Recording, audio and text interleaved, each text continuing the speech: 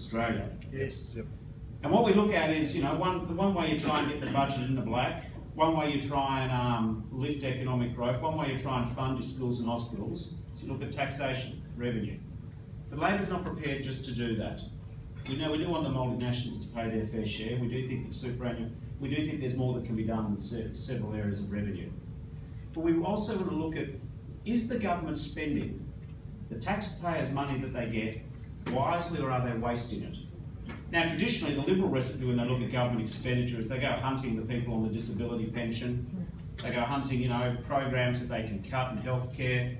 They look at how they can, you know, get rid of the bulk billing incentive for people who want to go and get pathology tests. You know, they always start at the people on the bottom. You know, I've got some numbers in Mackay. You'd be interested to know that in the seat of Dawson, this government, when it comes to cutting waste, has managed to knock 9,500 families down by $700 a child in family payments. I guess they'd regard that as a good day out. Pensioners, they've lost 1,500 pensioners in Dawson have lost $136 on average a fortnight. You know, that's who they are. There's another 600 pensioners who've lost $192 a fortnight, their entire pension. Anyway, so that's what they do. They've managed to cut $463 million from the Mackay Regional Hospital and Healthcare Network. But there is another strategy. Is the government wasting money with some of the concessions they provide some people in our community?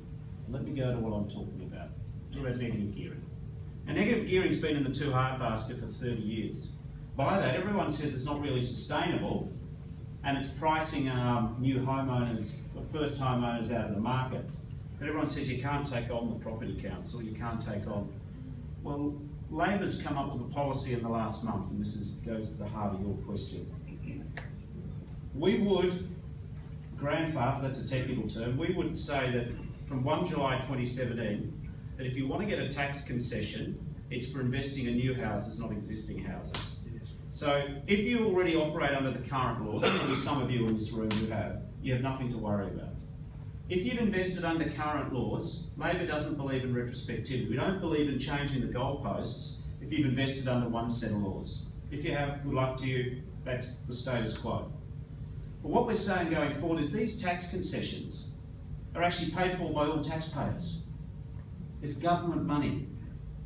Now, I don't criticise anyone for utilising a tax concession if they can get it. But what I do believe about the system of taxation in Australia is there should be one rule for all.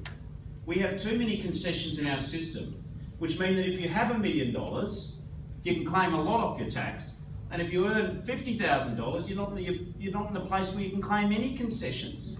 Did you know 2 years ago, and these are the most recent figures we've got, there were 55 lucky and clever Australians who, according to their records, earned over $1 million. They paid no tax. You know, come again? How can you earn $1 million and pay no tax? When many of you in this room might earn $60,000 or $70,000 and you've got to pay your full whack. Yep. These people didn't even pay Medicare. They didn't even pay the levy. What 40 of the 55 did is they paid over $1 million to their accountant. Now, what is going on in this system in Australia where the more money you have, the more likely it is you can turbocharge minimising your tax? I fundamentally believe in a fair taxation system. And we want to see people being able to get into housing. How come we have a system in Australia, and this goes to the heart of the matter, and there'll be plenty of people who rubbish us and say it's all bad, even though we've protected everyone on the current system. Even though if you want to negatively gear your candidate for new housing. What I believe is we need to level the playing field between the investor and the person trying to buy their first home. I worry about if my kids will ever be able to afford a house. Yep. I worry about how we can price the housing market so that everyone can get I want to revive the Australian dream of home ownership. So this is the point you're getting at, Michelle. You're going to hear stuff in the next few weeks that somehow we're, I don't know, legislating whatever. The point is if you've operated under the current tax rules, you're fine. The point is if you've got enough money you want to negatively gear to claim a concession, we want you to do it in new housing and apartments, because what I want is to put downward pressure on rents. If you increase the supply of housing, then you have downward pressure on rents. And we all know that home affordability is part of the Australian dream. 30 years ago, you needed 3.2 times your average wage. 3.2 times the average wage would get you into the housing market, average priced housing. Now you need 6.5 times your average wage to get into the housing market. The property prices will continue to rise under what we're proposing. Houses are still houses, value is still value. People in Mackay know that what affects housing value is economic growth. The existence of negative gearing hasn't protected housing prices in Mackay.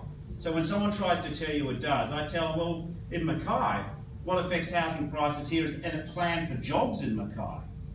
So what we're proposing is to be able to help get the budget back into the black, to make it easier for first home buyers to get into the housing market, and also help fund schools and hospitals.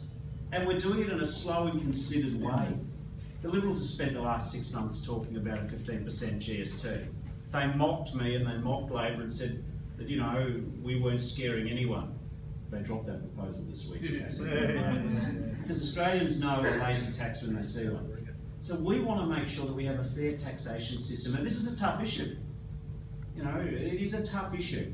And I get that there'll be people who'll be concerned, what does it mean for me? There'll be people who are concerned, do they rent, what does it mean for me? Well, I say to you, our plan will put downward pressure on rentals. There'll be people who have a house and they'll say, what will it mean for me? I'm saying the value of your house will move along on the economic fortunes of the nation. It's not going to happen whether or not you've got 5 or 10 bidders for your house. What will also happen is that we're going to level the playing field between homeowners and investors. It breaks my heart when I go to an auction. I see families and young people and single people don't talk enough about single people, who want to buy their first home and get into the housing market. They want to give a little love to that house. You all remember your first home if you've been lucky enough to get one. You know it makes a difference. You want to put a lot of energy into it. The problem is, in Australia at the moment, we have an anomalous situation, which means that for your first home, you get no support from the government. But if you want to buy your 7th home, no worries. There's a valet concierge legal system. You can claim it off your tax and not pay it.